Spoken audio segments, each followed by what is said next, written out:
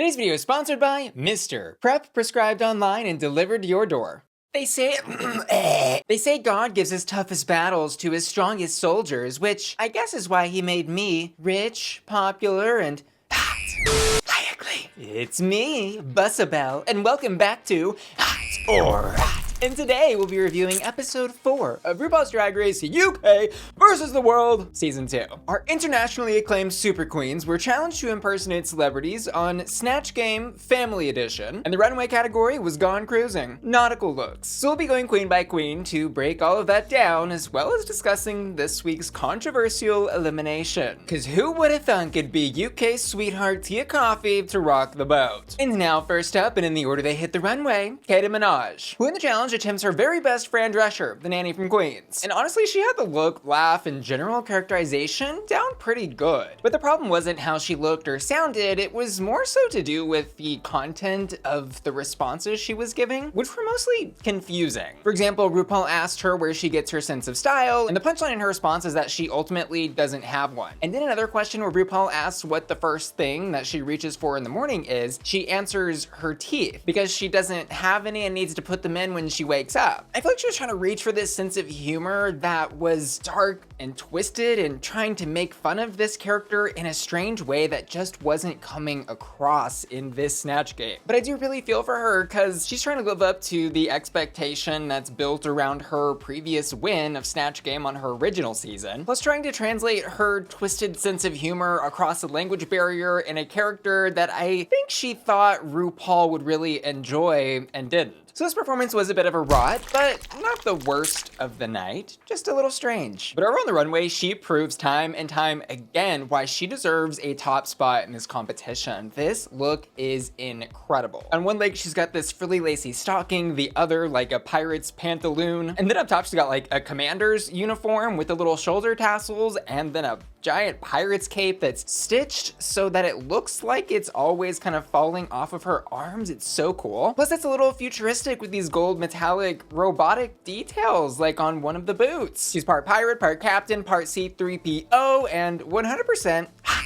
And next up, Choriza, who was on the other side of the Snatch Game Family Edition tonight. And she's portraying Catherine of Aragon, who was Henry VIII's first wife. And it starts off a little rough because RuPaul isn't laughing or maybe even understanding the jokes she's saying. For example, the first bit when RuPaul asks her what the secret to marriage is, and she says the 3 rings: engagement ring, wedding ring, and suffer ring. Which actually is a really funny joke, but I think maybe got a little lost or muddled in her thick accent, because RuPaul was not laughing at that, and then kind of comes back at her with this response of like, oh, well, I thought the 3rd ring would have been a C ring. But Choriza did finally get her on the joke about the cat intestines, which I can't really go into detail on this God-fearing Christian channel because of YouTube monetization policies. Prayer warriors rise up. But that was wild. I was kind of having flashbacks to her original season when she was talking about that crazy owl story plucking her eyeball out and stuff. Like, I could listen to her talk about almost anything and be entertained. And so I would give this Snatch Game performance a hot.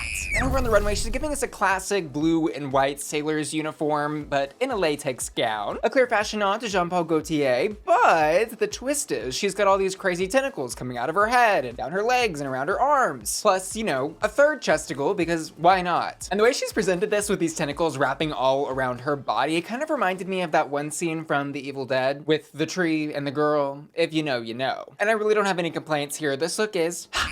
Did you know Mr., the sponsor of today's video, delivers free PrEP and STI testing right to your doorstep? Here's how it works. Click the link in the description of my video to visit heymister.com and complete your confidential and judgment-free health review in just minutes. Next, you'll receive an at-home testing kit. No needles and no doctor's visits required. Complete it and send it back. Then a licensed physician will review your results and prescribe PrEP if appropriate for you. And if prescribed, Mr. works directly with your health insurance company and or patient assistance programs to ensure you have no out-of-pocket costs. Insurance or not, Mr. Mister's got you covered. You'll get your prep completely free, no hassle and no paperwork. And it'll be delivered right to your door in discreet packaging and refill automatically every month. And girl, spring's right around the corner, so y'all better get prepped. Just click my link below and you'll get prep completely free. Thanks, Mister, for sponsoring today's video. Next up is La Grande Dame, who in the challenge is portraying Carla Bruni, the former First Lady of France. And honestly, I don't know the first thing about this former First Lady, but what I found successful in what she was doing was the characterization of this woman she was doing, but she had the same problem as Keta Minaj tonight. Like, both of them clearly knew how to approach portraying and parodying a character, but their responses were just not landing at punchlines that RuPaul was understanding or willing to volley with. She gives responses that I think are just a little too cerebral and take too long to get to a punchline. For example, she's giving this long response about being tall and shiny and pretty, just like the Eiffel Tower, with the punchline finally being that, like the Eiffel Tower, she and the other person expect a lot of visitors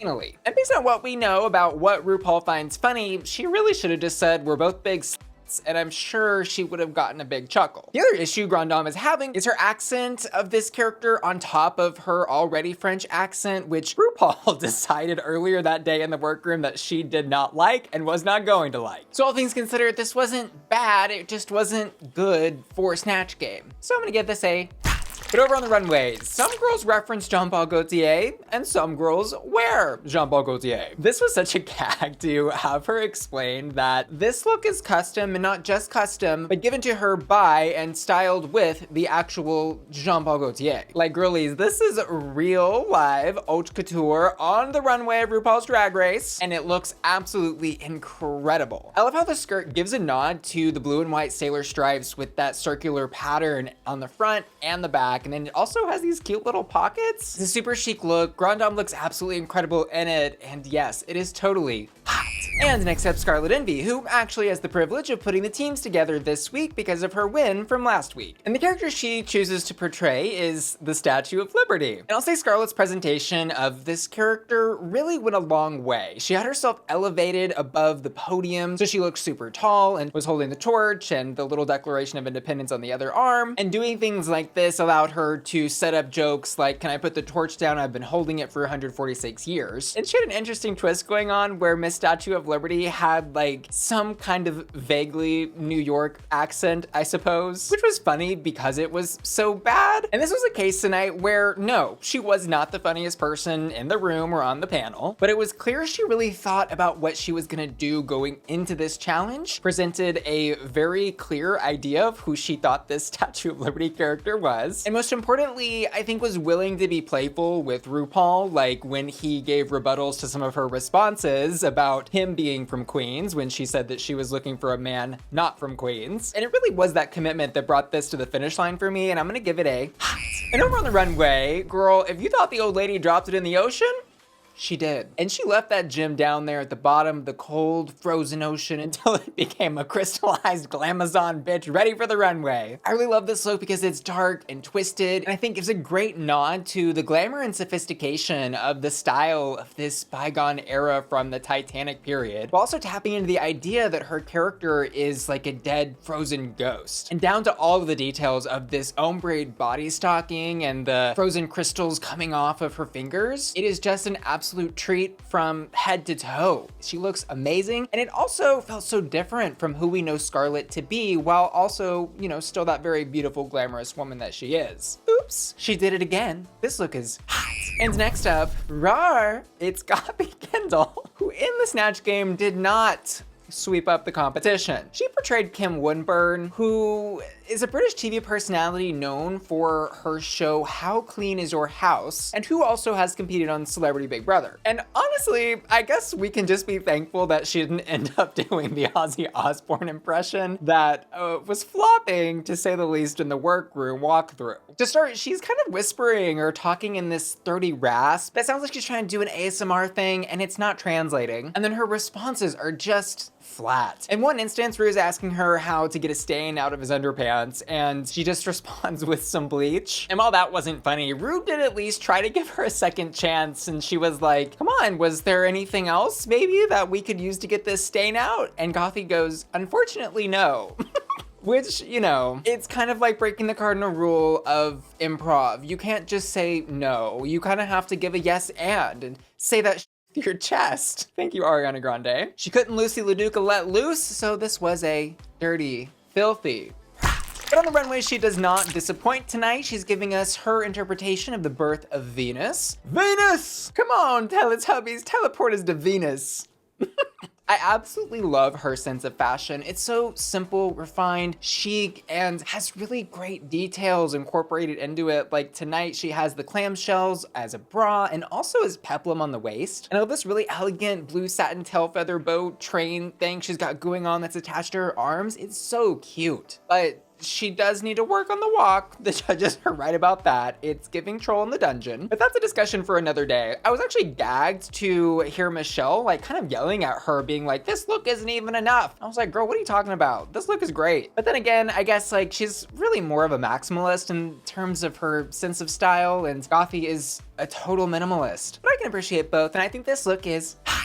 I keep looking at where this top ties around my neck, and I'm wondering like, who do I think I'm fooling with this breastplate line? Nobody, not even myself. Anyways, next up is Hannah Conda, who in the challenge gives us her best Shirley dimple, America's sweetheart. And we did just see Jimbo do Shirley in All Stars 8, but I will point out that these probably filmed around the same time, and there's really no way that Hannah could have known Jimbo just gave a winning performance as Shirley Temple on her season. Great minds think alike, I suppose. Hannah did a really great job of capturing that childlike sense of wonder, whimsy, and joy in this character. And she just has such a great sense of humor. When Rupaul asks what a red flag is in terms of dating, she responds, well, it's a red flag if you're dating me because I'm 7. And this was no surprise to me that she was gonna do great considering how amazing her Liza was on Down Under. But Hannah is just absolutely, I think, a case study in how to perform a Snatch Game. Like when RuPaul asks her, well, can we see some tap dancing? And she's just gets right in the center of it all and starts tap dancing more and more and more as RuPaul demands more and more from her.